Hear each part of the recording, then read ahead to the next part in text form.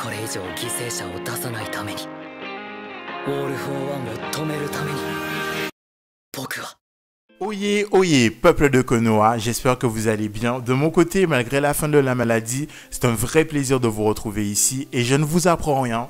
Aujourd'hui, nous allons parler de Japanimation, tout particulièrement de la fin de la saison 6 de My Hero Academia. Et si toutefois vous avez loupé mon bilan sur le début de cette dernière saison, écoutez, tous les liens sont disponibles dans la description ou dans le petit i. Nous allons principalement nous concentrer sur un certain nombre de questions qui ont été posées en cette fin de saison, mais particulièrement sur une que je trouve extrêmement belle. C'est celle qui nous dit « Quand nos héros sont en danger, quand ils n'en peuvent plus, qui prend soin d'eux ?»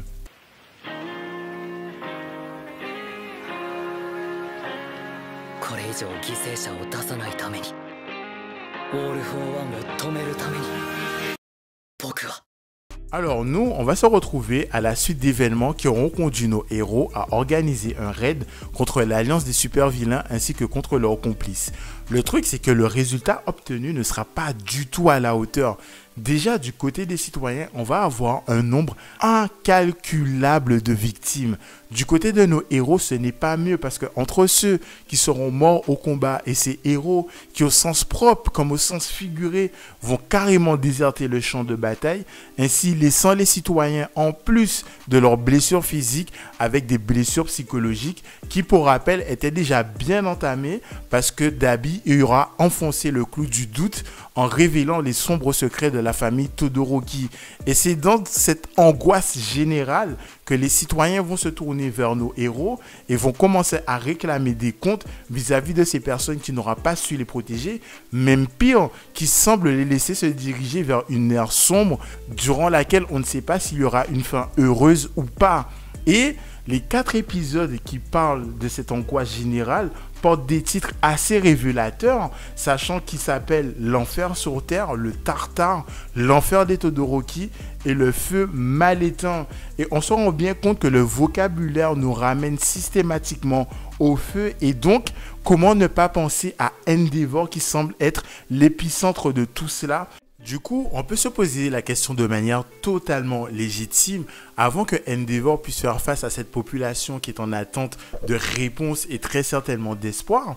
Qui pourra le sortir de là? Parce que je le cite, l'homme a certes survécu, mais mon cœur est mort. Alors autant je m'attendais à voir sa famille débarquer en la personne de Shoto, la grande sœur Enatsu, pour lui apporter son soutien et lui dire « Mon gars, il serait temps que tu te bouges ». Mais je m'attendais certainement pas à voir la maman débarquer à ce moment précis. Alors peut-être était-ce prévisible si j'étais attentif, mais moi j'étais en mode « What ?» Mais Mamzelle est sortie de l'hôpital, mais que se passe-t-il? Et la voir débarquer en mode « Mon gars, ressaisis-toi, arrête de pleurnicher parce que certes tu as des regrets, mais nous, à tous cela réunis, on a plus de regrets que toi. Donc, il serait temps que la famille Todoroki parle et organise une réunion durant laquelle on aura droit à un flashback nous expliquant d'autant plus en détail les événements qui ont conduit à la création de Dabi, si je puis m'exprimer ainsi. Et ce que j'ai bien aimé avec ce flashback, c'est que malgré le statut de victime de la mère, elle assume avoir un certain nombre de responsabilités vis-à-vis de son fils et qu'elle aimerait prendre. Mais pour cela, il faudrait d'abord qu'on l'arrête. Et c'est là qu'elle va demander à son mari de faire le nécessaire, tout du moins au père de ses enfants. Et ça, franchement, j'ai trouvé ça particulièrement fort et touchant de se dire, ok, on n'est pas dans une tragique histoire de famille qui est là en fait pour apporter quelque chose de juste dramatique à la série. On a véritablement un groupe de personnes qui veut évoluer, avancer pas à pas, et d'autant plus que Endeavor en fait n'est plus tout à fait seul. Il a sa famille derrière lui, il a aussi des héros comme Ox qui sont en mode écoute mon gars, si tu es prêt à marcher droit, moi je suis prêt à te soutenir. Ce qui me laisse à penser que d'une certaine façon, que en tant qu'homme et en tant que héros, très certainement Endeavor va surpasser All Might. Et ça, ceci n'est que mon avis personnel. Je vous laisse me dire en commentaire ou pas si vous êtes d'accord ou non, mais quoi qu'il en soit, l'arc de rédemption de Endeavor et de sa famille, et plus encore de la famille Todoroki, est particulièrement intéressant et très réchauffant au niveau du cœur à suivre. Comment pourrais-je conclure cette partie sans évoquer le cas de Hawks? À chaque fois que je pense à lui et à ce qui nous a été dit de ses origines, les seules choses qui me viennent à l'esprit, c'est le mot tristesse dans son sens le plus pur, ou encore les expressions partir en bas de l'échelle sociale, n'avoir rien connu d'autre, sont autant de définitions qu'on pourrait affubler à Hawks. Et je me suis dit, mais en vrai, quelque part, on pouvait s'y attendre à la manière dont ce personnage a été introduit, à son côté agent double, mi-héros, mi-vilain. On pouvait s'attendre à quelque chose d'aussi sombre, voire aussi sale. Mais quand même, ça me fait vachement mal au cœur pour ce personnage, parce que mine de rien, la seule chose qu'il a connue et qui lui a permis de garder le cap, c'est quand même une peluche d'Endeavor que sa mère lui a offert il y a fort longtemps, et cette pensée qui est ne jamais terminer ni comme sa mère ni comme son père. Et je me suis dit, ah non, avec tous les arcs de rédemption familiale qu'on risque d'avoir dans la suite des événements, je souhaite vraiment à Hawks que dans les derniers épisodes, dans les derniers chapitres, qu'il retrouve sa mère et qu'il ait peut-être lui aussi un petit acte de rédemption familiale vis-à-vis de sa mère et vice-versa. Je prétends pas qu'ils pourront créer ou nouer des liens extrêmement solides, mais quand même, le dernier souvenir qu'il aura de sa mère, c'est de celle-ci qui vend des informations à des super vilains pour sauver sa propre vie. Alors, ça reste quand même compréhensible, mais j'aimerais que ce personnage, parce qu'il est noble, on peut dire ce qu'il est, il est incroyable ce personnage, j'aimerais qu'il ait autre chose que ça en termes de souvenir familial. Donc vraiment, je croise les doigts pour que lui aussi, il ait son petit moment de bonheur.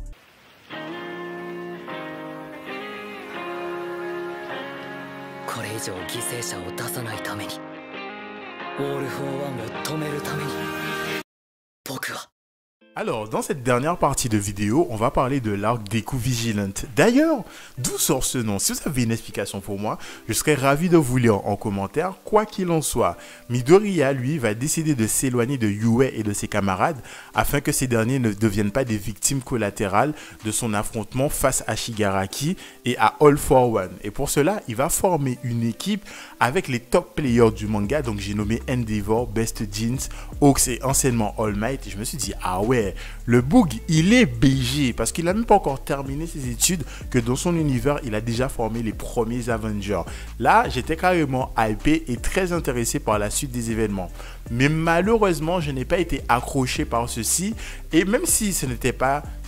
En fait, c'était pas si intéressant que ça et c'était pas si marquant que ça. Et je vais tenter de m'expliquer pourquoi.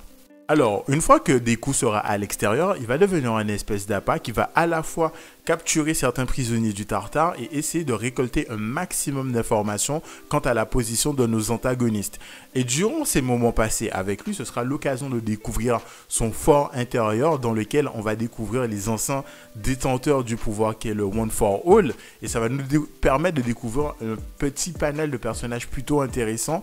Et surtout, on va apprendre que c'est un pouvoir pour lesquels en fait les possesseurs meurent jeunes sauf All Might. Et on se posait la question pourquoi lui et pourquoi pas les autres. C'était simplement parce que c'était un non-alter, tout comme Deku, ce qui peut laisser supposer que potentiellement Deku pourrait vivre aussi longtemps que lui, mais on apprend aussi que ce sera le dernier détenteur de cet alter et donc c'est vraiment le dernier espoir pour se débarrasser du mal incarné. Et donc toute cette prise d'informations, elles sont super intéressantes et ça rend les enjeux d'autant plus lourds. Et en même temps, on va commencer à nous présenter le fait que Deku va sombrer, commencer à s'éloigner de son équipe, il va même rejeter l'aide de All Might et c'était... En fait, je trouve que c'était pas présenté de la meilleure des façons. Limite, ça nous a été jeté à la figure comme voilà, tenez, ceci est une information importante et retenez-la. J'ai pas trouvé qu'il y avait une certaine forme de subtilité. On nous a pas embarqué dans cette chute de Deku. Et quand bien même ça avait été une chute, j'ai eu l'impression que cette chute n'a duré que 5 mètres parce que aussi rapide va être le rejet de Deku vis-à-vis de All Might. Très vite, Endeavor ainsi que les camarades de classe de Deku vont réagir et vont essayer de le stopper et va se faire une confrontation entre Deku et ses anciens camarades de classe. Et là, on a Tsuyu qui va dire « Mon gars, on va pas tomber dans le cliché du héros solitaire qui s'éloigne pour protéger nos proches. » J'ai regardé Tsuyu et je me suis dit « Mais tu rigoles, les amis qui courent après l'ami solitaire, c'est pas du tout cliché. C'est pas comme si on l'avait déjà vu dans l'arc Naruto à la poursuite de Sasuke. Non, pas du tout, ça c'est pas cliché. » J'ai trouvé ça drôle de se dire que le personnage a conscience du cliché, qu'il va combattre ce cliché avec un autre cliché. Bon, ça c'est peut-être que ma perception personnelle. Je sais pas si vous avez vu la même chose, mais moi, ça m'a quand même fait un petit peu rigoler. Et l'épisode en soi où on a cette confrontation entre Deku et ses anciens camarades, c'était bien, c'était touchant, ça m'a même presque arraché une petite larme à l'œil, mais je trouve que l'entre-deux, entre le moment où Deku va sombrer, entre le moment où sa classe va le rattraper, on voit pas assez d'impact de cette chute du côté de Deku et ça rend le truc un peu dommage. Mais, la fin de saison se rattrape très bien lorsque ses camarades vont réussir à le convaincre et à le ramener à UA. Et là, on va être confronté à cette population victime des super vilains et surtout qui ne veut pas accueillir Deku parce que c'est l'épicentre même de leurs problèmes. Et ils vont enfin extérioriser leur sac vis-à-vis de ces héros-là et donc de cette classe. Et j'ai trouvé ça particulièrement intéressant. C'est ce qu'on aurait dû voir tout le long des épisodes. Cette population qui, elles, sont dans le désespoir petit à petit. Et là, on aurait pu comprendre en fait certaines motivations de Deku. Et j'ai l'impression que cette scène, elle arrive à point nommé, mais que son institution n'était pas à la hauteur et ça c'est dommage. Et donc là les gars vont commencer à invectiver Deku, un gamin d'à peine 15 ans qui essaie de les sauver en lui disant mec fous le camp, tu nous mets en danger. Et là on a Ochako qui débarque et qui dit mais attendez, le gamin fait le nécessaire pour ne pas vous mettre en danger, tout ce qu'il demande c'est à se reposer. Il est là pour veiller sur vous, mais attendez, mais quand lui, il est HS, quand lui, il ne peut plus rien faire, qui est là pour lui? Personne. Et c'est pourtant un travail d'équipe, en fait. Autant vous devez nous soutenir et nous, on doit vous protéger. C'est un travail qui fonctionne dans les deux sens. Et quand elle a donné cette réponse quant à la question que quand nos héros sont dans le mal, qui doit les protéger? À savoir nous, les citoyens, les autres héros qui peuvent l'aider, j'ai dit, ah mais... incroyable. En plus, l'anime se permet même de nous dire, mais attendez, ce n'est pas la seule réponse possible, parce que là, on va avoir Stein qui débarque et qui va faire une leçon de morale à All Might, que je trouve des plus pertinentes et qui est totalement vraie, en fait, parce que All Might, lui, tout ce temps-là, a été un héros que tout le monde regardait, mais à aucun moment, j'ai eu l'impression, et ça s'est en fait confirmé avec cet échange avec Stein, que All Might regardait les autres. Et quand il a enfin posé le regard sur l'une des personnes qu'il a sauvées, c'est là qu'il a commencé à comprendre la portée de ses actes. Et je me suis dit, mais c'est tellement beau. Je pense que on peut se le dire très sincèrement, les MVP de cette nouvelle saison sont Ochako et Stein qui ont tout défoncé sur la fin. Alors, je sais pas qu'est-ce que vous en pensez, mais voilà ce qu'il en est de mon avis sur cette 6e saison qui, pour moi, était plutôt très bonne dans son début, a été un peu molle vers le milieu et s'est totalement rattrapée sur la fin. Donc, je reste quand même accroché à cette série. J'en attends la suite et la conclusion. Quoi qu'il en soit, moi, je vous ai donné mon avis. J'espère que vous allez en faire de même en commentaire. Et en attendant que cela se passe, bien évidemment, je vous souhaite une très belle et longue vie. Au revoir, merci. Au revoir, merci. Au revoir, merci.